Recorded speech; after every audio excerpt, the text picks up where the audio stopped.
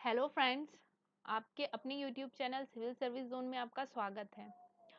Science के lecture की series जो हमने स्टार्ट की थी उसका ये सेकंड लेक्चर है, जिसमें टॉपिक लेक्चर के साथ साथ ही टॉपिक से रिलेटेड कुछ क्वेश्चन भी हैं जो मैं आपसे डिस्कस करूंगी। तो स्टार्ट करते हैं आज का टॉपिक, जिसका नाम है पोषण एवं पोषक पदार्थ। बहुत ही इम्पॉर्टेंट टॉपिक है जो हमारे जीवन में स्वास्थ्य से जुड़ा हुआ है, ना केवल सिलेबस के पॉइंट ऑफ व्यू से बल्कि अपने हेल्थ और स्वास्थ्य के मुद्दों से जुड़े हुए भी इसमें कुछ आपको जानकारी प्राप्त होगी। देखिए, पोषण क्या होता है, न्यूट्रिशन क्या है ना? उपापचय में निरंतर प्रयुक्त होने वाले पदार्थ या कच्चा माल जो जीव बाहर से ग्रहण करता है, पोषण कहलाता है। यानी हमारे शरीर में जितनी भी जैविक क्रियाएं संचालित हो रही हैं, उन क्रियाओं के संचालन के लिए कुछ मात्रा में ऊर्जा की जरूरत होती है और कुछ पदार्थों की जरूरत होती है जो अंदर होने वाली क्रियाओं के लिए कच्चे माल के रूप में यूज होती हैं। इनको ग्रहण करने की प्रक्रिया ही पोषण कहलाती है। यानी हम जो भोजन कर रहे हैं वो पोषण की प्रक्रिया का एक चरण है या घटक है। इसके साथ ही पोषक पदार्थ, न्यूट्रिएंट्स हम उन चीजों को बोलते हैं जो हम भोजन के रूप में ग्रहण करते हैं, अर्थात वृद्धि, विकास, ऊर्जा के लिए जो आवश्यक पदार्थ होते हैं उन्हें हम क्या बोलते हैं, पोषक पदार्थ या न्यूट्रिएंट्स कहते हैं। इस प्रकार से अगर देखें हम तो हमारे जो मनुष्य के लिए महत्वपूर्ण पोषक पदार्थ हैं वो कुछ इस प्रकार हैं: कार्बोहाइड्रेट, प्रोटीन, वसा, जल, खनिज तत्व, विटामिन और रेशे। तो इस तरह पोषक पदार्थों को हम कुछ कैटेगरी में क्लासिफाइड करते हैं उनकी इंपॉर्टेंस या उनकी उपयोगिता के आधार पर। जैसे कि पोषक पदार्थ कम मात्रा में शरीर में लग रहे हैं या ज्यादा मात्रा में लगते हैं, इस आधार पर हम पोषक पदार्थों को गुरु पोषक तत्व या लघु पोषक तत्व में डिवाइड करते हैं। गुरु मतलब मैक्रो न्यूट्रिएंट्स, इसे हम दीर्घ पोषक तत्व भी कहते हैं। गुरु पोषक तत्व, दीर्घ पोषक तत्व या मैक्रो न्यूट्रिएंट्स, अर्थात वे पदार्थ जिनकी हमारे शरीर में ज्यादा मात्रा में आवश्यकता होती है, हम भोजन के रूप में इन्हें ज्यादा ग्रहण करते हैं, गुरु पोषक पदार्थ कहलाते हैं। जैसे कि कार्बोहाइड्रेट, वसा, प्रोटीन। कार्बोहाइड्रेट, हमारे भोजन का लगभग 45 से 60% हिस्सा कार्बोहाइड्रेट होता है। फिर हम वसा को ग्रहण करते हैं और प्रोटीन, मतलब यह हमारे आहार का मुख्य हिस्सा होते हैं। इसके साथ ही लघु पोषक तत्व, माइक्रो, यहाँ पर स्पेलिंग में मिस्टेक है, माइक्रो न्यूट्रिएंट्स, लघु पोषक तत्व या फिर इन्हें ही हम सूक्ष्म मात्रिक पोषक तत्व भी कहते हैं। सूक्ष्म मात्रिक, लघु का मतलब है कि इनकी आवश्यकता हमारे शरीर में कम होती है, मतलब बहुत ही कम मात्रा में हमें इनको ग्रहण करने की जरूरत होती है। इसमें आते हैं लवण, कुछ खनिज तत्व और विटामिन। तो ये क्या है, लघु पोषक तत्व। इसके अलावा भी उनकी पोषक तत्वों की उपयोगिता के आधार पर उनको क्लासिफाइड किया गया है। जैसे कि ऊर्जा उत्पादक, तो एनर्जी प्रोड्यूसर, मतलब ऐसे पोषक तत्व जिनके ऑक्सीकरण से शरीर को ऊर्जा प्राप्त होती है, उनको हम उत्पादक पोषक तत्व कहते हैं। जैसे कि कार्बोहाइड्रेट और वसा, मतलब हमारे शरीर में जो ऊर्जा की आपूर्ति है वो मुख्यतः कार्बोहाइड्रेट से होती है, मुख्यतः कार्बोहाइड्रेट से होती है।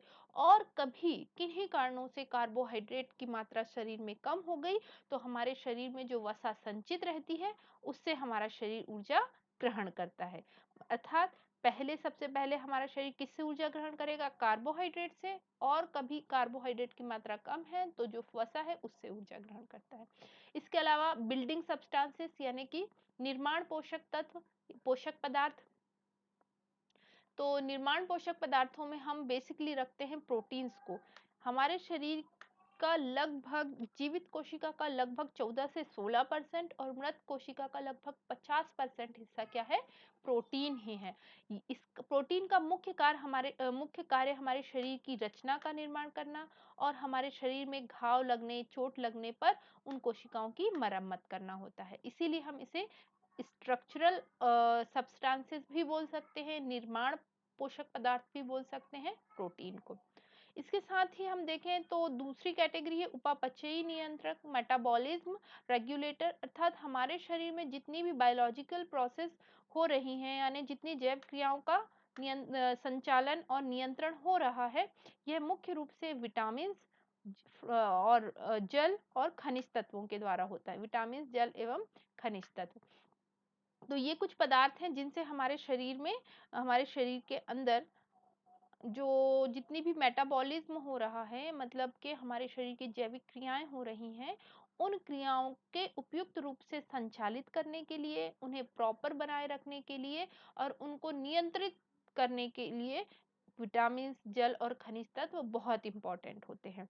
ठीक है, इसके अलावा हमारे शरीर में कुछ पदार्थ हैं जो कि आनुवंशिक यानी कि जेनेटिकल मटेरियल के जैसे के रूप में यूज होते हैं, जैसे कि डीएनए और आरएनए ना, डीएनए और आरएनए। तो ये भी हमारे शरीर में आनुवंशिक लक्षणों को एक पीढ़ी से दूसरी पीढ़ी ले जाने में सहायता करते हैं। चलिए, अब हम आते हैं कार्बोहाइड्रेट पर। कार्बोहाइड्रेट सिंपली कार्बन, हाइड्रोजन और ऑक्सीजन का यौगिक है। मतलब कार्बोहाइड्रेट में कार्बन, हाइड्रोजन और ऑक्सीजन को 1:2:1 के रेशियो में मिलाएं तो हमें कार्बोहाइड्रेट प्राप्त होता है। कार्बोहाइड्रेट हमारे का मुख्य कार्य हमारे शरीर में ईंधन के रूप में यूज होकर ऊर्जा उत्पादन करना होता है। जैसे कि मैंने पहले भी डिस्कस किया है कि हमारे भोजन का 45 से 60% हिस्सा कार्बोहाइड्रेट ही होता है और कार्बोहाइड्रेट ही है जो हमारे शरीर में कोशिकीय ईंधन के रूप में मौजूद होता है, ब्लड में बहता है और एक एक कोशिका में जाकर कोशिकीय श्वसन के द्वारा हमारे शरीर को ऊर्जा प्रदान करता है। कार्बोहाइड्रेट को रासायनिक संगठन के आधार पर मुख्यतः 3 श्रेणियों में क्लासिफाइड किया जाता है, जैसे कि मोनोसैकेराइड्स। मोनोसैकेराइड्स क्या है? ये ऐसे कार्बोहाइड्रेट होते हैं, मोनोसैकेराइड ऐसे कार्बोहाइड्रेट हैं जो सिंगल कार्बोहाइड्रेट अणु होते हैं, अर्थात यह एक कार्बोहाइड्रेट का अणु है, उसे हम मोनोसैकेराइड कहते हैं। ये सरल होते हैं, सिंपलेस्ट होते हैं, कलरलेस होते हैं, रंगहीन और घुलनशील, वाटर सॉल्युबल होंगे, जनरली मीठे होंगे, इसीलिए इनको हम शर्करा या शुगर भी कहते हैं। कार्बोहाइड्रेट्स को जनरली शर्करा या शुगर भी कहा जाता है। इनके कुछ उदाहरण हैं, देखिए, जैसे कि ग्लूकोज, ग्लूकोज है, फ्रक्टोज है, फ्रूट्स में पाई जाने वाली शुगर, गैलेक्टोज है ना। तो ये ग्लूकोज, फ्रक्टोज, गैलेक्टोज ये क्या है? मोनोसैकेराइड्स है, सिंगल कार्बोहाइड्रेट के अणु है। एक एक कार्बोहाइड्रेट का अणु जो है वो मोनोसैकेराइड्स कहलाता है। जनरली फ्रक्टोज मीठे फलों में पाई जाती है और शहद में पाई जाती है, यानी कि जो मोनोसैकेराइड्स होते हैं वो मीठे होते हैं, वाटर सॉल्युबल होते हैं। डायसैकेराइड्स देखते हैं, जब हम दो मोनोसैकेराइड इकाइयों को जोड़ दें तो हम उसे डायसैकेराइड कहते हैं। जैसे कि शब्द में ही निहित है, डाय मतलब दो, दो कार्बोहाइड्रेट के अणु को हम डायसैकेराइड्स कहते हैं। यह भी मीठी, जल में घुलनशील होती हैं। इनके कुछ उदाहरण हैं, जैसे कि पादपों में माल्टोज ना, माल्टोज है, सुक्रोज है और जंतुओं में लैक्टोज। माल्टोज, सुक्रोज और लैक्टोज ये क्या है? डायसैकेराइड्स हैं। जैसे कि हम देखें, डाई मैंने बताया आपको कि दो कार्बोहाइड्रेट यानी दो मोनोसैकेराइड से मिलकर बने हुए हैं। तो हम देखें तो माल्टोज में ग्लूकोज और ग्लूकोज के दो अणु मौजूद होते हैं, मतलब दो ग्लूकोज को आपस में जोड़ दें तो वो माल्टोज कहलाएगा। और अगर ग्लूकोज और फ्रक्टोज को आपस में जोड़ दें तो हम उसको सुक्रोज कहेंगे और ग्लूकोज और गैलेक्टोज को आपस में जोड़ दें तो हम उसको लैक्टोज कहते हैं। लैक्टोज शुगर दुग्ध शुगर है, मतलब दूध में पाई जाने वाली जो कार्बोहाइड्रेट है उसको हम क्या बोलते हैं? लैक्टोज बोलते हैं। लैक्टोज ग्लूकोज और गैलेक्टोज को आपस में मिलाने से बनती है। ठीक है, और ये सुक्रोज जो है ये गन्ने की से शुगर केन की शर्करा या केन शर्करा कहते हैं, केन शुगर, गन्ने की शर्करा कहते हैं क्योंकि शुगर केन में ये पाई जाती है। लैक्टोज दूध की शर्करा है और ये पादपों की माल्टोज मतलब कि जो अंकुरित अनाज होते हैं उनमें जो शर्करा पाई जाएगी वो कौन सी है? माल्टोज है। चलिए, नेक्स्ट आते हैं हम पॉलीसैकेराइड पर। पॉलीसैकेराइड क्या होते हैं? जब कई मोनोसैकेराइड अणुओं को आपस में जोड़ दिया जाए तो वह पॉलीसैकेराइड कहलाते हैं। पॉली मतलब कई, सैकेराइड्स मतलब के कार्बोहाइड्रेट के कई अणुओं को जोड़ने से बनी हुई श्रृंखला या सीरीज।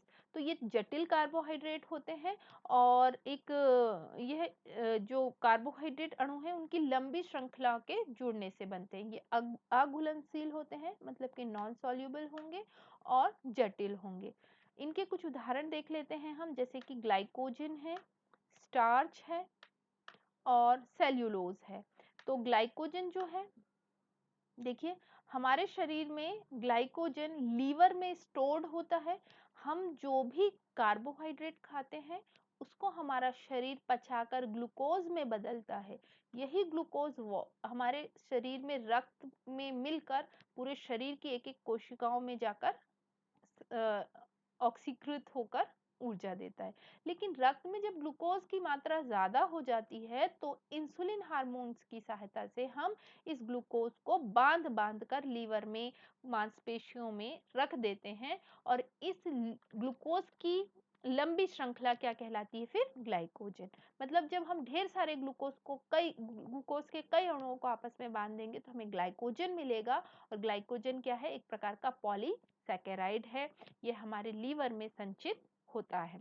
ऐसे ही स्टार्च कई सारे ग्लूकोज को बांध दे तो हम पादपों में देखेंगे तो हमें क्या मिलेगा? स्टार्च और सेल्यूलोज मिलता है। तो स्टार्च और सेल्यूलोज भी क्या है?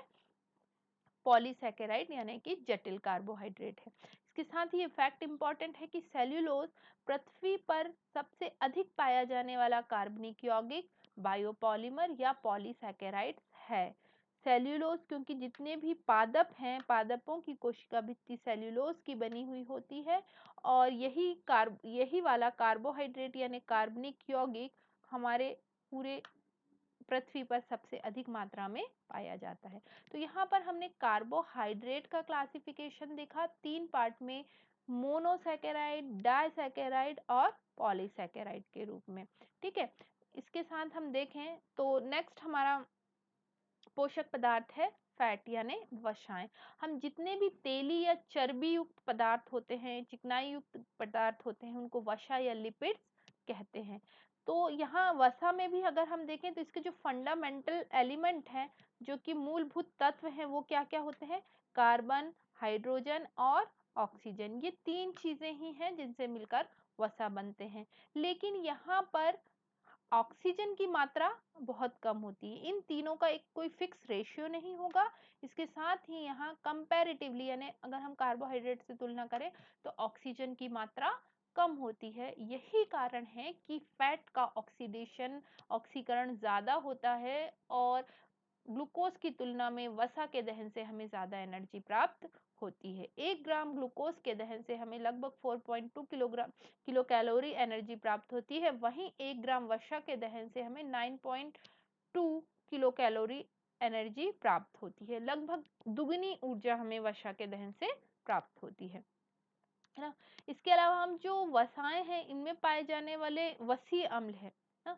तो जो वसाएं हैं ये वसीय अम्ल और फैटी एसिड के मिश्रण से मिलकर बनी हुई होती है ना। तो जो वसीय अम्ल और ग्लिसरॉल होते हैं वो वसाओं के मूलभूत घटक होते हैं। इन्हीं से मिलकर हमारी वसाएं बनती हैं।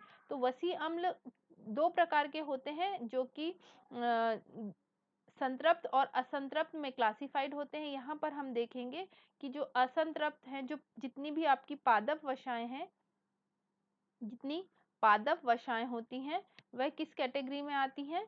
वह आती हैं आपकी असंतृप्त वसाओं की कैटेगरी में। असंतृप्त वसाएं ना, असंतृप्त वसाएं क्या होती हैं? ऐसी वसाएं जो हमें पादपों से प्राप्त होती है, जैसे मूंगफली, तिल, सरसों, सूरजमुखी। और अगर हम देखें तो इसका मतलब ये होता है जो इसमें जो फैटी एसिड होते हैं ना, वसीय अम्ल है, इसमें कार्बन की जो संयोजकता है वह पूर्ण नहीं हो पाती है। यह कार्बन कार्बन के बीच में डबल बॉन्ड मौजूद होता है, इसीलिए यह क्या होती हैं? असंतृप्त वसाएं होती हैं और हमेशा सामान्यतः क्या होती हैं? तरल अवस्था में मौजूद होती हैं। या बोलें तो कमरे के ताप पर हमें लिक्विड अवस्था में प्राप्त होती हैं। इसके साथ ही इनके दूसरी प्रकार के जो वसीय अम्ल हैं वो होते हैं जिन्हें हम संतृप्त वसाएं कहते हैं। जैसे कि जिसमें जो कि जनरली आपको जंतुओं के से प्राप्त होंगी, जैसे घी, चर्बी, मक्खन। यह भी चिकनाई युक्त पदार्थ हैं। इनमें जो वसीय अम्ल मिलते हैं उन्हें हम क्या बोलते हैं? संतृप्त वसीय अम्ल। क्योंकि इनमें जो कार्बन कार्बन के बीच में डबल बॉन्ड होता है, यानी कार्बन की जो संयोजकता है वो पूर्ण होने के कारण क्या होते हैं? ये ठोस या अर्धठोस अवस्था में होते हैं और यह हमारे शरीर में अगर इनकी मात्रा ज़्यादा हो तो ये बीमारी के रूप में, जैसे कि एथेरोस्क्लेरोसिस नामक बीमारी इससे होती है, यानी कि हमारे फैट डिपॉजिशन, हमारे जो बॉडी वेन्स आर्टरीज हैं उनमें ज़्यादा होने से ये बीमारी होती है, मोटापे की बीमारी होती है। यहाँ पर एक फैक्ट दिया हुआ है कि कार्बोहाइड्रेट की तुलना में दुगनी से अधिक ऊर्जा मुक्त होती है ना। हाँ, ये इम्पॉर्टेंट है कि 1 ग्राम, मैंने जैसे कि आपसे डिस्कस किया था कि 1 ग्राम ग्लूकोज के दहन से लगभग 4.2 किलो कैलोरी एनर्जी प्राप्त होती है। वहीं 1 ग्राम वसा के दहन से हमें 9.2 किलो कैलोरी के आसपास ऊर्जा प्राप्त होती है। तो इस तरह देखें तो वसा से हमारे शरीर को लगभग कार्बोहाइड्रेट की तुलना में दुगनी ऊर्जा प्राप्त होती है। चलिए नेक्स्ट हमारा जो पोषक पदार्थ है वह है प्रोटीन। तो प्रोटीन भी मूलभूत रूप से कार्बन, हाइड्रोजन और ऑक्सीजन से मिलकर बना हुआ होता है और इसमें एक तत्व जो इम्पोर्टेंट है वो है कि कार्बन, हाइड्रोजन और ऑक्सीजन के अलावा इसमें कुछ मात्रा में नाइट्रोजन भी होती है। लगभग 16% क्या होती है, नाइट्रोजन होती है। इसके साथ ही इसमें सल्फर यानी गंधक, फास्फोरस, आयोडीन और लौह जैसे कुछ तत्व भी पाए जाते हैं। सजीव कोशिका का लगभग 14% और मृत और सूखी कोशिका का लगभग 15% क्या होता है, प्रोटीन होता है। प्रोटीन जो होते हैं एमिनो अम्लों के यौगिक होते हैं, एमिनो अम्लों के यौगिक होते हैं प्रोटीन। मतलब कि जो प्रोटीन को अगर हम तोड़ें तो वो उनसे हमें टूटेंगे तो एमिनो अम्ल मिलेंगे और हम ढेर सारे एमिनो अम्लों को आपस में जोड़ जोड़ कर विभिन्न प्रकार के प्रोटीनों का निर्माण कर लेते हैं। प्रोटीन स्वभावतः क्षारीय होते हैं, यानी बेसिक इन नेचर होते हैं, क्षारीय होते हैं और ये हमारे शरीर में अम्ल क्षार संतुलन बनाए रखने में भी सहायता करते हैं। और मुख्य रूप से प्रोटीन हमारे शरीर में संरचना के निर्माण में सहायक होते हैं। यह हमारे शरीर में वृद्धि और विकास में सहायता करते हैं, हमारे शरीर की वृद्धि और विकास में सहायता करते हैं। यहाँ कुछ विशेष प्रकार के प्रोटीन्स और उनके कार्य दिए गए हैं जो अक्सर एग्जाम्स में जिनसे क्वेश्चन पूछे जाते हैं, तो उनको हम डिस्कस करते हैं। जैसे कि कोलेजन, कोलेजन एक विशेष प्रकार के प्रोटीन होते हैं सॉरी कोलेजन एक विशेष प्रकार के प्रोटीन है जो हमारी संयोजी ऊतक को, कनेक्टिव टिश्यू में पाए जाते हैं। कनेक्टिव टिश्यू मतलब बोन्स वगैरह में पाए जाते हैं कोलेजन प्रोटीन। इसके साथ ही फाइब्रिन प्रोटीन है जो इम्पोर्टेंट है, जो हमारे देखो फाइब्रिन जो होते हैं रेशम और मक्खियों के धागे फाइब्रिन प्रोटीन के बने होते हैं। और फाइब्रिनोजिन, देखिए फाइब्रिन और फाइब्रिनोजिन में अंतर है। फाइब्रिनोजिन हमारे रक्त में पाया जाने वाला प्रोटीन है जो कि रक्त का थक्का बनाने में सहायता करता है। कैरेटिन प्रोटीन जो होता है हमारे शरीर में, जो हमारे त्वचा, बाल, नाखून, सींग, खुर आदि हैं, इनके निर्माण में सहायक होते हैं। उनमें जो प्रोटीन पाया जाता है वो कैरेटिन प्रोटीन होता है। ग्लोब्यूलिन, ये जो ग्लोब्यूलिन प्रोटीन होता है ये अंडे में भी पाया जाता है। इसके साथ ये इम्पोर्टेंट इस बात में है क्योंकि ये जो होता है ग्लोब्यूलिन प्रोटीन हमारे शरीर में एंटीबॉडीज के निर्माण में पाया जाता है। इम्यूनोग्लोब्यूलिन, हम जो हमारी एंटीबॉडीज हैं उनको, एंटीबॉडीज जो हैं इम्यूनोग्लोब्यूलिन के नाम से उनको जानते हैं। तो हमारी एंटीबॉडीज जो कि हमारे रक्त में पाई जाने वाली होती हैं, हमारे शरीर की सुरक्षा करती हैं हानिकारक पदार्थों से, जीवाणुओं से, पैथोजन से। तो ये भी क्या होती हैं, प्रोटीन्स होती हैं। एंटीबॉडी, सारी एंटीबॉडीज जनरली प्रोटीन होती है और उनमें जो प्रोटीन पाया जाता है वो होता है ग्लोब्यूलिन नाम का प्रोटीन। इसके बाद आता है ग्लोबिन। ग्लोबिन जो है हीम से जुड़कर ग्लोबिन प्रोटीन हीमोग्लोबिन नामक पदार्थ बनाता है और हीमोग्लोबिन हमारे आरबीसी में होता है और इसी के कारण हमारे रक्त का रंग लाल होता है और यह हमारे शरीर में ऑक्सीजन के ट्रांसपोर्ट को इजी बनाता है। ऑक्सीजन हीमोग्लोबिन के साथ ही जुड़कर ऑक्सी हीमोग्लोबिन बनाकर एक एक कोशिकाओं तक ट्रैवल करता है। तो ये प्रोटीन के कुछ कार्य थे हमारे शरीर में। चलिए फिर हम देखते हैं नेक्स्ट हमारा जो पोषक पदार्थ है बहुत इंपॉर्टेंट है, विटामिन। देखिए विटामिन जो होते हैं ये हमारे शरीर में बहुत कम मात्रा में लगते हैं, मतलब हमारे शरीर को अल्प मात्रा में इनकी जरूरत होती है लेकिन बहुत ही जरूरी होते हैं। मतलब थोड़ा लेना है लेकिन जरूरी रूप से लेना है। जैसे हम बोलते हैं ना, बीमार होने पर हम दवाइयों का सेवन करते हैं, तो दवाइयाँ कितनी छोटी-सी दवाई होती है, एक छोटी-सी टैबलेट होती है, लेकिन वो ज़रूरी है। जब तक कि हम उसको नहीं लेंगे तो हमारा शरीर उस बीमारी को दूर नहीं कर पाएगा। इसी तरह विटामिन्स हैं जो बहुत कम मात्रा में चाहिए, लेकिन ज़रूरी रूप से चाहिए। अगर हम देखें तो रासायनिक रूप से जो विटामिन्स होते हैं वो कार्बनिक यौगिक होते हैं और हमारा शरीर इनको नहीं बना पाता है। हमें इसे भोजन के रूप में बाहर से ग्रहण करना पड़ता है। ये इसकी इम्पोर्टेंस है कि हम अपना हमारा शरीर विटामिन्स को संश्लेषित नहीं कर पाता है, हमें इसे बाहर से भोजन के रूप में ग्रहण करना पड़ता है। विटामिन से की कमी से रोग जो होते हैं उन्हें हीनताजन्य रोग या डेफिशिएंसी डिसीज बोलते हैं। डेफिशिएंसी डिसीज बोलते हैं। ठीक है, ये डेफिशिएंसी की स्पेलिंग थोड़ी सी मिस्टेक है, देख लीजिएगा। तो हीनताजन्य रोग या डेफिशिएंसी डिसीज इनको कहते हैं। ठीक है, विटामिन्स के कुछ प्रकार का यहाँ पे वर्णन किया गया है। जैसे कि विटामिन को क्लासिफाइड जो हम करते हैं वो इस आधार पे करते हैं कि विटामिन किस में घुलनशील है। कुछ विटामिन होते हैं जो वसा में घुलनशील होते हैं, जिन्हें फैट सॉल्युबल कहते हैं। ये इनके नाम है ए डी ई के। आप इस तरह याद रख सकते हैं, ए डी ई के।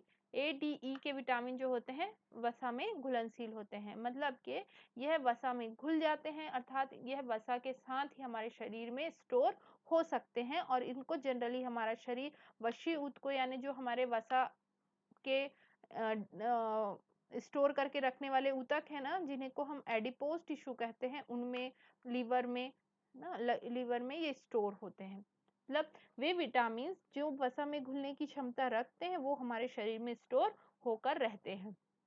दूसरे प्रकार के विटामिन हैं जो कि हमारे वसा में नहीं घुलते हैं बल्कि किसमें घुलनशील होते हैं, वो होते हैं हमारे वाटर यानी कि जल में घुलनशील। इनके नाम है विटामिन बी और विटामिन सी, जो कि जल में घुलनशील होते हैं। तो जल में घुलनशील होने के कारण यह हमारे शरीर में संग्रहित नहीं हो पाते हैं और यह यूरिन के थ्रू हमारे शरीर से बाहर निकाल दिए जाते हैं, हमारे शरीर से बाहर निकाल दिए जाते हैं। तो जनरली हमारे शरीर में जो जल में घुलनशील विटामिन होंगे उनकी हमारे शरीर को हमेशा कमी रहेगी, यानी विटामिन बी और बी कॉम्प्लेक्स, विटामिन सी, इनकी जनरली यूरिन के थ्रू हमारे शरीर से एक्सक्रीट आउट होते रहेंगे, जिसके कारण हमारे शरीर में इनकी कमी होगी। इसके अलावा जो वसा में घुलनशील विटामिन है वो क्योंकि स्टोर होने की क्षमता रखते हैं, इसीलिए यह हमारे शरीर में स्टोर हो जाते हैं। चलिए इसके बाद हम देखते हैं ये विटामिन जो हैं, विटामिन जो होते हैं इनको हम इनके विभिन्न प्रकार के विटामिन, उनके रासायनिक नाम और उनकी कमी से होने वाले रोग जो जनरली एग्जाम्स में जिनसे क्वेश्चन बनते हैं। देखते हैं विटामिन ए। सबसे पहले विटामिन ए। तो विटामिन ए कैसा विटामिन है? वसा में घुलनशील विटामिन है, तो जनरली इसके शरीर में कमी नहीं होगी क्योंकि हम एक बार विटामिन ए को ले लेंगे तो वसा में स्टोर होकर यह हमारे कई दिनों तक की जरूरतों को पूरा कर सकता है, अर्थात कि हमें डेली बेसिस पे इसको लेना उतना जरूरी नहीं होता। विटामिन ए का रासायनिक नाम है रेटिनॉल। रेटिनॉल नाम हमारी आंख के अंदर जो रेटिना पाई जाती है उससे जनरेटेड है, अर्थात हमारी आंखों के अंदर जो रेटिना है उसमें जो पिगमेंट पाया जाता है उसको बनाने के लिए विटामिन ए जरूरी होता है, अर्थात जब विटामिन ए की कमी होती है तो हमारी रेटिना में वो पिगमेंट नहीं बनता है, जिसके कारण हमें रतौंधी और जेरोप्थेल्मिया जैसे रोग हो जाते हैं हो जाते हैं। तो रतौंधी और जेरोप्थेल्मिया कैसे रोग हैं? आंखों से संबंधित बीमारी है जो विटामिन ए की कमी से के कारण होते हैं। हमारे रेटिना पर एक रोडोप्सिन नामक पिगमेंट बनता है जो कि रेटिनॉल की हेल्प से बनता है और यह रोडोप्सिन हमारी आंखों की दृश्यता यानी कि देखने में सहायता करता है। जब विटामिन ए नहीं तो रोडोप्सिन नहीं बनेगा और रोडोप्सिन नहीं बनेगा तो हमारी आंखों की दृश्यता कमजोर हो जाएगी और धुंधला या फिर रात्रि में नहीं दिखाई देगा। इसी को हम क्या बोलते हैं? रतौंधी, नाइट ब्लाइंडनेस कहते हैं। ठीक है, इसे संक्रमण रोधी विटामिन कहते हैं, एंटी इन्फेक्शन विटामिन कहते हैं, क्योंकि विटामिन ए हमारे शरीर में जो इन्फेक्शन है उसको रोकने में सहायता करता है। इससे हमारे शरीर में जो हमारी त्वचा है या फिर हमारे शरीर के अंदर ब्लड है, इसमें वो प्रॉपर्टीज जनरेट होती हैं जो हमारे शरीर को बैक्टीरिया, वायरस आदि के इन्फेक्शन से बचाने में सहायता करती हैं। विटामिन ए के यहाँ कुछ स्रोत दिए गए हैं: अंडा, दूध, गाजर, पालक, दही, सोयाबीन, हरी पत्तेदार सब्जियां और मछली का तेल, जिसमें कि गाजर बहुत इंपॉर्टेंट है। जनरली पूछता है, जैसे गाजर जो है विटामिन का एक रिच सोर्स होता है। इसके साथ ही विटामिन B1, इसका जो रासायनिक नाम है वो है थायमिन। B1 का रासायनिक नाम क्या है? थायमिन। और इसकी कमी से होने वाला रोग है आपका बेरी-बेरी। विटामिन B1 की कमी से होने वाला रोग है आपका बेरी-बेरी रोग। इसके बाद हम देखते हैं विटामिन, इसके जो कुछ स्रोत हैं, तिलहन, मूंगफली, दाल आदि इसके स्रोत हैं जो विटामिन B1 हमें जिनसे प्राप्त होता है। इसके बाद हम आते हैं विटामिन B2। विटामिन B2 का रासायनिक नाम है राइबोफ्लेविन। विटामिन B2 का रासायनिक नाम राइबोफ्लेविन है। इसकी कमी से होने वाली डिसीज है किलोसिस। किलोसिस का मतलब ये हुआ कि हमारे जो होंठ होते हैं या मुंह के जो कोण होते हैं, किनारे होते हैं, वह फटते हैं और वहां से ब्लड निकलने लगता है। इस बीमारी को हम बोलते हैं किलोसिस। ये विटामिन B2 की कमी से होता है। और विटामिन B2 के जो मुख्य स्रोत हैं वो हैं पनीर, अंडा, हरी पत्तेदार सब्जियां, लीवर यानी कि यकृत और दूध। ये कुछ हमारे विटामिन B2 के स्रोत हैं। विटामिन B3 की बात करें तो विटामिन B3 का साइंटिफिक नेम है नियासिन। विटामिन B3 का साइंटिफिक नेम है नियासिन। और इसकी कमी से जनरली जो रोग होता है उसे हम बोलते हैं बालों का सफेद होना और पैलाग्रा रोग। पैलाग्रा एक ऐसी डिसीज है जिसमें कि आपको इसे 3D डिसीज बोलते हैं, अर्थात डर्मेटाइटिस, डेमेंशिया एंड डायरिया। ये तीन बीमारी एक साथ हो जाती हैं, उसे हम उसे पैलाग्रा रोग बोलते हैं। तो ये विटामिन B3 की कमी से होने वाला रोग है पैलाग्रा रोग। याद रखिएगा, इंपॉर्टेंट है, इससे क्वेश्चन बनते हैं। विटामिन B3 से कौन सा रोग की कमी से होने वाला रोग है? पैलाग्रा, जिसे कि हम बोलते हैं, जिसे 3D डिसीज भी बोलते हैं। 3D में एक डी है डेमेंशिया, मतलब कि याददाश्त का कमजोर होना। सेकेंड डी है डर्मेटाइटिस, यानी त्वचा पर दानों का पड़ना, त्वचा से संबंधित बीमारी। और डायरिया मतलब डायरिया यानी लूज मोशन। तो ये B3 है। चलिए इसके कुछ सोर्स देख लेते हैं। जो हमारे B3 के सोर्स हैं, अंडे, फलियां, मछली, अनाज, मशरूम और कुछ नट्स, जिससे ये B3 हमें मिलता है। नेक्स्ट है हमारा विटामिन B5। B5 का जो रासायनिक नाम है वो है पेंटोथेनिक एसिड। पेंटोथेनिक एसिड नाम याद रखिएगा, पेंटो वर्ड से आपको इजीली याद रहेगा, पेंटो 5 के लिए यूज होता है। तो B5 का रासायनिक नाम है पेंटोथेनिक एसिड। इसकी कमी से जनन क्षमता की कमजोरी, ये इंपॉर्टेंट है, जनन क्षमता की कमी, इनफर्टिलिटी या स्टेरिलिटी बोलेंगे हम इसे, जो विटामिन B5 की कमी से होने वाला रोग है। इसके साथ ही ये हमारे इसका जो मुख्य स्रोत हैं अंडे, बादाम, दूध से बने उत्पाद, फूल गोभी, एवोकाडो और मशरूम कुछ चीजें हैं जिनसे हमें विटामिन B5 बनता है। ये हमारे शरीर में कोलेस्ट्रॉल के संश्लेषण के लिए भी इम्पॉर्टेंट होता है। इसके साथ ही इसकी कमी से हमारे शरीर में स्ट्रेस और डिप्रेशन ये वाली समस्या भी होती है, स्किन रिलेटेड प्रॉब्लम होती है। विटामिन B6, इसका नाम भी याद रखना इजी है, 6 पायरिडॉक्सिन, विटामिन B6 पायरिडॉक्सिन। इसकी कमी से आपको जो रोग होते हैं वो है एनीमिया यानी रक्त की कमी, रक्ताल्पता। और दूसरा हमारा नर्वस सिस्टम कमजोर होता है। ये जो B6 है यह हमारे शरीर में हमारे जो नर्वस सिस्टम की प्रॉपर फंक्शनिंग है उसके लिए हमारा विटामिन B6 बहुत इंपॉर्टेंट होता है। इसके जो मुख्य स्रोत हैं देख लीजिए, सूरजमुखी के बीज, चना, राजमा और सोयाबीन है जो विटामिन B6 के मेन सोर्स है। चलिए नेक्स्ट हम देखते हैं विटामिन B5, जिसका साइंटिफिक नेम है बायोटीन। विटामिन B5 का साइंटिफिक नेम है बायोटीन। और इसकी कमी से रोग होते हैं वो हैं चर्म रोग और बालों का झड़ना। इसके कुछ स्रोत हैं शकरकंद, मछली, पालक, दूध, चॉकलेट, अंडे की जर्दी, पनीर, दही और कुछ नट्स। नेक्स्ट हम देखते हैं विटामिन B9, ये भी इंपॉर्टेंट है। फॉलिक एसिड, इसे हम फॉलिक एसिड के नाम से जानते हैं विटामिन B9 को। यह भी हमारे शरीर में रक्त के निर्माण में सहायता करता है। तो हमने अभी तक दो विटामिन बी फैमिली से, बी कॉम्प्लेक्स से दो विटामिन देख लिए, विटामिन B6 और B9, जो कि हमारे शरीर में रक्त निर्माण को प्रभावित करता है। इनकी कमी से एनीमिया रोग होता है। एनीमिया यानी रक्त की कमी होना, एनीमिया अर्थात रक्त की कमी होना। विटामिन B9 के कुछ स्रोत हैं जैसे कि बादाम, शतावरी, अंडे, एवोकाडो, सूरजमुखी के बीज, मटर, सी फूड, ब्रोकली, ये सब हमारे B9 के मेजर सोर्स है। नेक्स्ट है B9 के बाद आता है B12 साइनोकोबालामीन। B12 का जो रासायनिक नाम है वह है साइनोकोबालामीन। तो B12 का रासायनिक नाम साइनोकोबालामीन है। इसकी कमी से भी एनीमिया रोग होता है ना। ये परनीसियस भी एक प्रकार का एनीमिया है, परनीसियस एनीमिया बोलते हैं। तो जो B12 है इसमें आपको इसके नाम में, इसके रासायनिक नाम में एक आपको खनिज तत्व की उपस्थिति समझ में आएगी, कोबाल्ट ना। तो B12 के संश्लेषण के लिए हमें कोबाल्ट की जरूरत होती है और B12 हमारे शरीर में ब्लड फॉर्मेशन के लिए इंपॉर्टेंट होता है।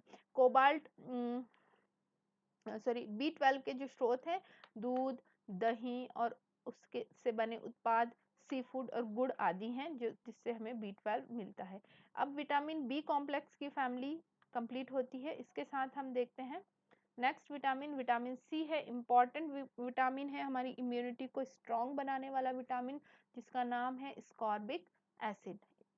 क्या नाम है? Ascorbic acid. याद रखिएगा, स्कॉर्बिक एसिड एक प्रकार का अम्ल है। एस्कॉर्बिक अम्ल यानी कार्बनिक अम्ल। इसकी कमी से जो रोग होता है स्कर्वी होता है, मसूड़ों से खून निकलना।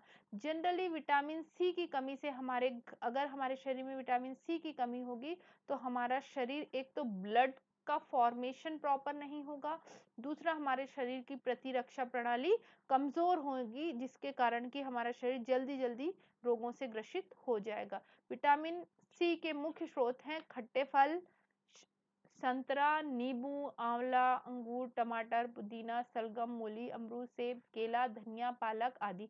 ये विटामिन सी के मेन सोर्स है। सिट्रस फ्रूट्स बोलते हैं जिन्हें, जो भी खट्टे सिट्रस फैमिली के जितने फ्रूट्स हैं वो सारे विटामिन सी के रिच सोर्स होते हैं।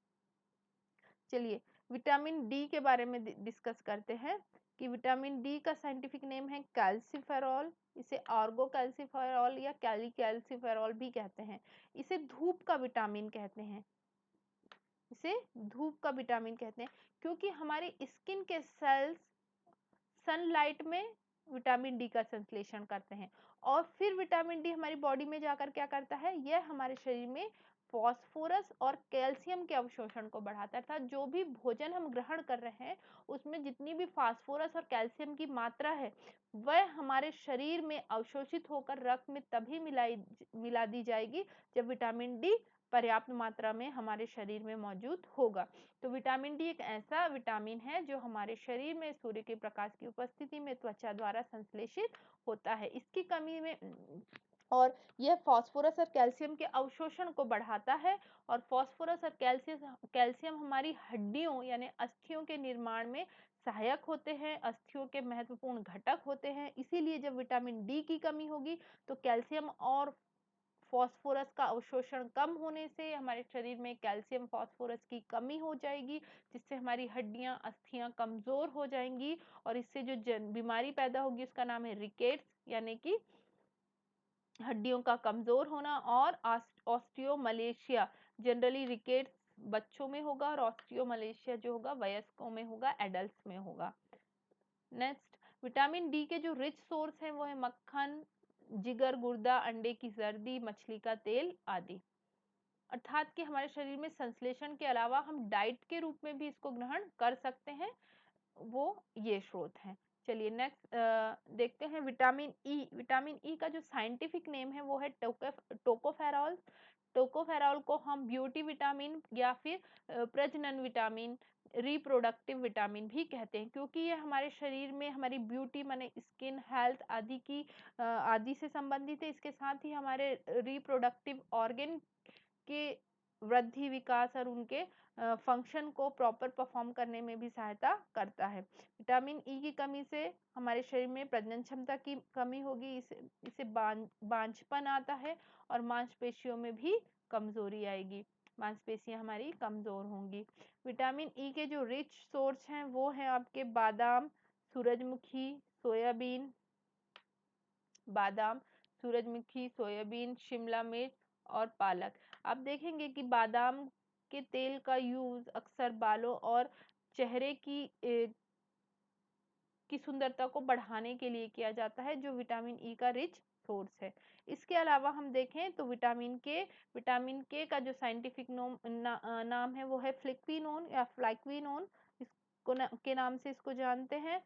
और इसकी कमी से ये जो विटामिन के है ये हमारे लीवर में सॉरी इसका संश्लेषण हमारी आंत का बैक्टीरिया करता है, और यह हमारे जो रक्त का थक्का बनाने वाला प्रोटीन है फाइब्रिनोजेन, उसके संश्लेषण में सहायता करता है। मतलब विटामिन फाइब्रिनोजेन एक ऐसा प्रोटीन है जो रक्त में पाया जाता है, और जब भी चोट लगती है तो वहां से रक्त स्राव होने पर वहां पर थक्का बनाने में सहायता करता है। फाइब्रिनोजिन का संश्लेषण लीवर में होता है, तो इस तरह विटामिन के लीवर में संचित रहता है और फाइब्रिनोजिन के निर्माण में सहायता करता है। फाइब्रिनोजिन विटामिन के का संश्लेषण होता कहाँ है? छोटी आंत में एक बैक्टीरिया है जो विटामिन के का संश्लेषण करता है। विटामिन के स्रोत है दूध, दही, पनीर, अंडे, अंडे का पीला हिस्सा और जिसे अंडे की जर्दी बोलते हैं, मांस और पालक आदि। यह विटामिन के रिच सोर्स है। देखिए ये हमारे महत्वपूर्ण पॉइंट हैं कार्बोहाइड्रेट, प्रोटीन और विटामिन, वसा आदि से जुड़े हुए। अब इनसे रिलेटेड कुछ क्वेश्चन हैं जो इम्पोर्टेंट है, एग्जाम में ऐसे क्वेश्चन बनते हैं, तो आप चलिए हम डिस्कस करते हैं इनसे जुड़े हुए क्वेश्चन पर। मानव शरीर में विटामिन ए संचित रहता है, तो मानव शरीर में विटामिन ए हम देखेंगे, विटामिन ए एक फैट सॉल्युबल विटामिन है, अर्थात उसका संचय हमारे शरीर में किसमें होता है? वसा में होता है। तो जनरली विटामिन ए का संचय हमारे शरीर में लीवर में होता है। तो हम देखेंगे विटामिन ए हुआ, विटामिन डी, ई और के जो कि फैट सॉल्युबल विटामिन है, सारे हमारे शरीर में जनरली वसा में संचित होकर रखेंगे, या फिर एडिपोज टिश्यू वशीय ऊतक, जहां वसा स्टोर होती है उन ऊतकों को वशीय ऊतक कहते हैं, उनमें संचित रहेंगे। चलिए नेक्स्ट देखते हैं विटामिन डी। विटामिन डी का स्रोत है, अभी मैंने डिस्कस किया था कि विटामिन डी हमारे शरीर में त्वचा की कोशिकाओं के द्वारा सूर्य की प्रकाश की उपस्थिति में बनता है, तो स्रोत क्या होगा? सूर्य की किरणें। विटामिन क्या होते हैं? विटामिन एक प्रकार के कार्बनिक यौगिक हैं, ऑर्गेनिक कंपाउंड है। विटामिन क्या है? ऑर्गेनिक कंपाउंड्स हैं। फंक ने निम्नलिखित में से किसका आविष्कार किया था? तो फंक ने निम्नलिखित में से किसका आविष्कार किया था? तो विटामिन की खोज फंक ने की है, तो ऑप्शन ए सही है। संयोजी ऊतक का प्रमुख रेशेदार प्रोटीन है। संयोजी ऊतक बेसिकली हमारे शरीर में जो संयोजी ऊतक है उसमें कोलेजन प्रोटीन पाया जाता है। हमारे शरीर के संयोजी ऊतक में कोलेजन प्रोटीन पाया जाता है। नेक्स्ट है प्रोटीन की प्राथमिक संरचना किसके कारण होती है? प्रोटीन जो होते हैं उनमें एमिनो अम्लों की जो श्रृंखला होती है वो पेप्टाइड बंध के द्वारा जुड़ी हुई होती है, पेप्टाइड बंध होता है। प्रोटीन के निर्माण में कौन सा बंध सहायता करता है? पेप्टाइड बंध। निम्नलिखित में से उपपचय प्रक्रियाओं में अधिकतम ऊर्जा देता है, मतलब किसके ऑक्सीकरण से शरीर को सबसे ज्यादा ऊर्जा मिलती है? तो वो है वसा। हमारे शरीर में मैंने पहले डिस्कस किया था कि 1 ग्राम ग्लूकोज के दहन से लगभग 4.6 किलो कैलोरी के आसपास ऊर्जा, 4.2 किलो कैलोरी ऊर्जा प्राप्त होती है। वहीं 1 ग्राम वसा के दहन से 9.2 किलो कैलोरी ऊर्जा प्राप्त होती है। 1 ग्राम प्रोटीन के दहन से लगभग 5.65 ग्राम किलो कैलोरी ऊर्जा हमें प्राप्त होती है। 5.65 किलो कैलोरी ऊर्जा प्राप्त होती है। तो यहाँ पर अगर हम देखें तो सबसे ज्यादा ऊर्जा किसके दहन से मिलती है? हमें वसा के दहन से मिलती है। नेक्स्ट देखते हैं आवश्यक वशीय अम्ल। वशीय अम्ल जो होते हैं वह हमारे शरीर में हम उनको 2 पार्ट में क्लासिफाइड करते हैं, अनिवार्य और अनअनिवार्य। तो अनिवार्य और अनअनिवार्य 2 प्रकार के वशीय अम्ल होते हैं। तो अनिवार्य वशीय अम्ल जिनको कि हमें कंपलसरी बाहर से लेना पड़ता है, क्योंकि ये हमारे शरीर में जिनका संश्लेषण नहीं होता है, और जिन्हें हम आवश्यक भी बोलते हैं, और अनअनिवार्य जिनका संश्लेषण हमारे शरीर में हो जाता है। तो जो आवश्यक वशीय अम्ल हैं वो 2 हैं जो हमारे शरीर में नहीं बनते हैं, वो 2 वशीय अम्ल लिनोलिक एसिड और लाइनोलिनिक एसिड हैं जो हमारे शरीर में नहीं बनते हैं। तो आवश्यक वशीय अम्ल जो होंगे हमें क्या होंगे, हमें हमारे पौधों में संश्लेषित नहीं होते, ये गलत है। सारे वशीय अम्ल पौधों में संश्लेषित हो सकते हैं, जंतुओं में संश्लेषित नहीं होते, ये सही है। ये आवश्यक वशीय अम्ल वे वशीय अम्ल हैं जो हमारे शरीर में नहीं बनते, बल्कि से हमें इन्हें बाहर से ग्रहण करना पड़ता है। तो ये ऑप्शन इनका सही है। 2 होते हैं लाइनोलिक और लाइनोलिनिक एसिड वसीय अम्ल जो कि बाहर से हम ग्रहण करते हैं जनरली। कौन सा विटामिन हड्डियों को मजबूत बनाता है? अभी देखा विटामिन डी है जो कैल्शियम और फास्फोरस के अवशोषण को बढ़ाकर हमारी हड्डियों की मजबूती को बढ़ाता है। विटामिन बी9 का साइंटिफिक नेम है फॉलिक एसिड, देखा था। विटामिन बी9 को क्या बोलते हैं? फॉलिक एसिड बोलते हैं। चलिए, किसे ऊर्जा प्राप्त नहीं होती है? निम्नलिखित में से किससे ऊर्जा प्राप्त नहीं होती है? तो हमने देखा था प्रोटीन के दहन से ऊर्जा मिल रही है, वसा से भी, कार्बोहाइड्रेट से, लेकिन विटामिन एक ऐसा पदार्थ है जो कि एक ऐसा कार्बनिक यौगिक है जिससे हमारे शरीर को ऊर्जा नहीं मिलती, बल्कि हमारे शरीर में उपापचयी क्रियाओं के संचालन के लिए जरूरी होते हैं। एंजाइम क्या होते हैं? एंजाइम मूल रूप से क्या होते हैं? प्रोटीन होते हैं। जितने भी एंजाइम हैं, कुछ हार्मोन्स हैं, जितनी एंटीबॉडी हैं, जितने एंटीजन हैं, यह सारे के सारे प्रोटीन होते हैं। लंबे समय तक कठोर शारीरिक कार्य के पश्चात मांसपेशियों में थकान अनुभव होने का कारण क्या है? हमारे शरीर में जो जितनी भी शारीरिक क्रियाएं हैं, शारीरिक क्रियाओं के लिए ऊर्जा की जरूरत होती है, और यह ऊर्जा जो होती है ग्लूकोज के ऑक्सीकरण से हमें मिलती है, और ग्लूकोज के ऑक्सीकरण के लिए ऑक्सीजन जरूरी होती है। जब हमारे शरीर में ऑक्सीजन की आपूर्ति पर्याप्त मात्रा में नहीं होती, तो हमारे शरीर में ग्लूकोज का पूर्ण दहन नहीं होता है, और इस वजह से ग्लूकोज से ही हमारे शरीर में लैक्टिक एसिड बनने लगता है। लैक्टिक एसिड बनने लगता है मतलब कि जो ग्लूकोज के दहन से हमें ऊर्जा मिलनी चाहिए थी, वही ग्लूकोज के दहन से अब हमारे शरीर में लैक्टिक एसिड बनने लगता है, और यही लैक्टिक एसिड हमारे जोड़ों पे इकट्ठा होने लगता है, जिसके कारण हमें थकान का अनुभव होता है। तो यहाँ पर इसका जो एप्रोप्रिएट आंसर होगा वो डी होगा। देखिए, ये ऑप्शन भी सही है कि ऑक्सीजन की आपूर्ति में कमी होने से, लेकिन बेसिकली ये एक मतलब मेन रीजन नहीं है। मेन रीजन ये है कि हमारे शरीर में इसकी वजह से जो लैक्टिक एसिड जमा होता है, तो इस लैक्टिक एसिड के कारण ही हमारे शरीर में थकान का अनुभव होने लगता है। तो मेन जो मुख्य इसका जो मेन मतलब एप्रोप्रिएट ऑप्शन है वो ऑप्शन डी है। जैविक ऊर्जा का मात्रक होता है।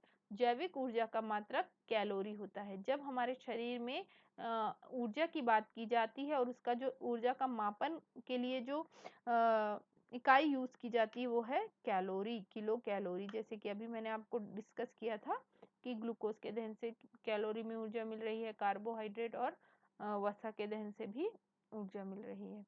रासायनिक दृष्टि से चीनी क्या है? मैंने अभी डिस्कस किया था, जो सुक्रोज है, डाइसैकेराइड का उदाहरण देखा था हमने, जिसमें हमने सुक्रोज को पढ़ा था। सुक्रोज क्या है? सुक्रोज चीनी में जो कार्बोहाइड्रेट पाई जाती है वो कौन सी है? सुक्रोज है। यानी चीनी एक प्रकार की कार्बोहाइड्रेट है। मानव शरीर में कार्बोहाइड्रेट पुनः संग्रह होता है। तो डिस्कस किया था कि हम जो भी कार्बोहाइड्रेट खाएंगे उसको ग्लूकोज में तोड़ेंगे, फिर जब एक्सेस ग्लूकोज हमारी रक्त में रहेगा तो हम उसको फिर ग्लाइकोजन के रूप में हमारे शरीर में फिर से संचित कर लेते हैं, लीवर में, मांसपेशियों में ले जाकर। तो इसका जो एप्रोप्रिएट आंसर है वो क्या है? ग्लाइकोजन। विटामिन का मुख्य कार्य क्या होता है? तो मैंने डिस्कस किया है कि विटामिन से हमारे शरीर को ऊर्जा नहीं मिलती है, यह हमारे शरीर में भोजन के उत्प्रेरक के रूप में काम करते हैं। ये ऑप्शन सही है। भोजन हमारे शरीर में सही रूप से पचे और अवशोषित होकर उसका हमारे शरीर में प्रॉपर यूटिलाइजेशन हो, इसको सुनिश्चित करने का काम विटामिन करते हैं। इसीलिए ऑप्शन बी इसका राइट आंसर है। किस विटामिन की कमी से मानसिक विकार या पैलाग्रा रोग होता है? मंदबुद्धि।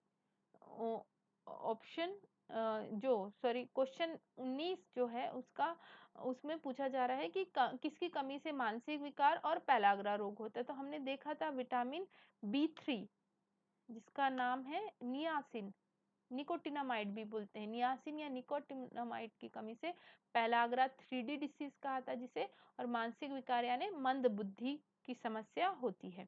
किस विटामिन को एंटी इन्फेक्शन विटामिन कहते हैं? विटामिन ए इसका राइट ऑप्शन होगा, vitamin A. Option D vitamin A. Vitamin A को एंटी इन्फेक्शन संक्रमण रोधी विटामिन भी कहा जाता है। तो यहाँ आपके कुछ 20 क्वेश्चन है जिस पर हमने डिस्कशन किया और ये बहुत इंपॉर्टेंट टॉपिक है। इसको इससे जनरली एग्जाम में क्वेश्चन बनते हैं, तो देखिए जो समझ में नहीं आता है उसको फिर से पढ़ें, वीडियो को पॉज करके देखें, हाँ, और क्वेश्चन को लगाएं। फिर मिलते हैं नेक्स्ट टॉपिक के साथ। Okay, thank you.